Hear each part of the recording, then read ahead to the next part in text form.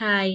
మా అన్నయ్య, మా వదిన రాఖీ ఫెస్టివల్‌కొచ్చారని చెప్పాను కదా! సో, ఇంకా మా హస్బెండ్ పొద్దున్నే ఆఫీస్‌కెళ్ళిపోతారని చెప్పి, మా వదిన మార్నింగే లేచేసి ఇంకా ఫ్రెషప్ అయిపోయి రాఖీ అయితే కట్టేస్తుందనమాట. మా హస్బెండ్ 9కే ఎళ్ళిపోతారు ఆఫీస్‌కి. అందువల్ల మరి పొద్దున్నే లేచి వాళ్ళిద్దరైతే మార్నింగే రాఖీ సెలబ్రేట్ చేసుకున్నారు. ఇంకా రాఖీ కట్టేసిన తర్వాత స్వీట్ కూడా తినిపిస్తుంది మా వదినైతే. అండ్ ఇంకా మా హస్బెండ్ ఆఫీస్‌కెళ్ళిపోయిన తర్వాత నేను, మా హస్సీ కూడా ఫ్రెషప్ అయిపోయి, హస్సీ వాళ్ళ తమ్ముడికి, నేనైతే మా పెద్దన్నయ్యకైతే రాఖీ కడుతున్నాం అనమాట. ఇంకా హస్సీ విహాన్‌కైతే బెన్ 10 రాఖీ అయితే తీసుకుందనమాట. అది కట్టేసింది. అండ్ ఇంకా స్వీట్ కూడా తినిపించిందనమాట. ఇంకా విహాన్ అయితే వాళ్ళ అక్క దగ్గర నుంచి బ్లెస్సింగ్స్ అయితే తీసుకుంటున్నాడు.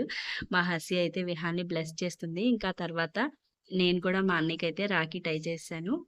అండ్ ఎప్పుడు కూడా రాఖీ కలిసి చేసుకోము. ఎందుకంటే మా అన్నయ్య వాళ్ళు శ్రీకాకుళంలో ఉంటారు. ఈ ఇయర్ లక్కీగా హాలిడేస్ కలిసి రావడం, మా అన్నయ్య వాళ్ళైతే రాఖీకి మా ఇంటికొచ్చేసారనమాట. సో, ఇంకా నేను కూడా మా అన్నయ్య దగ్గర నుంచి అయితే బ్లెస్సింగ్స్ తీసుకుంటున్నాననమాట.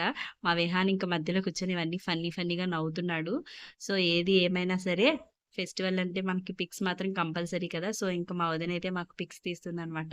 సో, మేమందరం రాఖీ కట్టేసుకున్న తర్వాత ఇలా పిక్స్ తీసుకుంటూ ఆ డే అంతా కూడా చాలా ఎంజాయ్ చేశాము.